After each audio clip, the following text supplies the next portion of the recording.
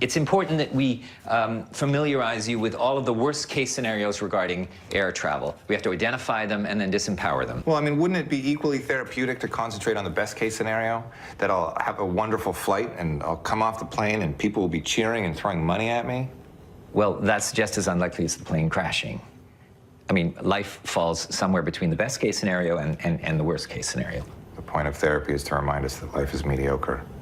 I love it. So clever. Basically, yes. He is a celebrated actor, writer, and director with a Tony, Genie, and Canadian Screen Award on his mantle. Now he is back in the director's chair for the returning comedy, as you saw right there. It's called Michael Every Day. Please welcome Tom McKellar. So good to see you. Thank you.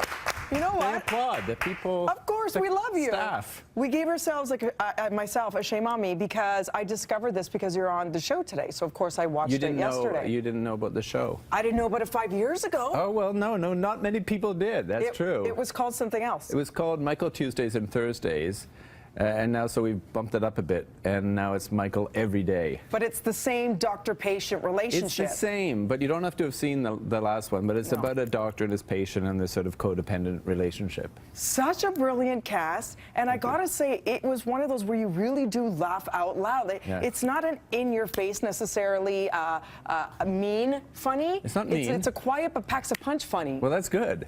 Yeah, it's really well good. done. And I love the backdrop. Ottawa has never looked more beautiful. You're making me want to go back and visit. That's true. No, we were just talking about Ottawa. I mean, Ottawa has a lot of beauty. It's great locations, and people don't use it very much. And it's very green. Yeah. Not that you see that much. Well, you see that in the last part of the show. Yeah. And and it's very good for a comedy about psychiatric problems. Okay, let's talk about that because we have right in our front yard here, the Eaton Center was the start of all this. That's true. Because you have Matt, who plays Michael, who actually in real life was the person, the impetus for this show, because he was going to his therapist and he said, like, listen, you know, I've got some issues with this, that, and the other, including small talk. Terrified of small talk.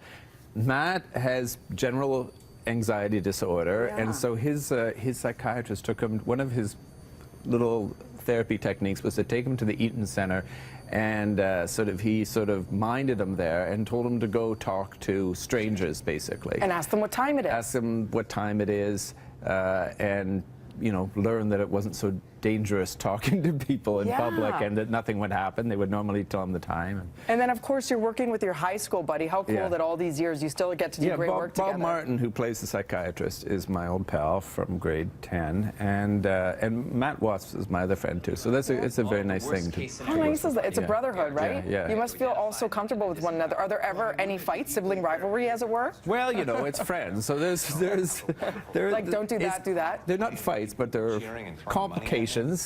Well, complications. I don't want to get into it too deeply, but no, it's very good. We love working with each other. And you know, you and Bob, of course, worked together on The Drowsy Chaperone. Did you ever imagine that it would take off around the world, internationally, on the stage as it did, and grant you a Tony? No, of course not. I mean, it's crazy.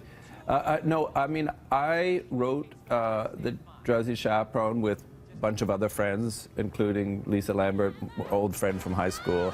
And we wrote it as a wedding gift that was performed at Bob's bachelor party. Yeah. And it was fun. People liked it there. And then we remounted it at the Fringe, and then we remounted it at the Passe Muraille, and then at with the Mervishes, and then went to Broadway, and we all won Tonys. And of course, it was a gift, you know, it was a wedding gift. So. And I hear it may be a big screen gift. There was talks, then it was off the table. Do you see it happening as a big feature film?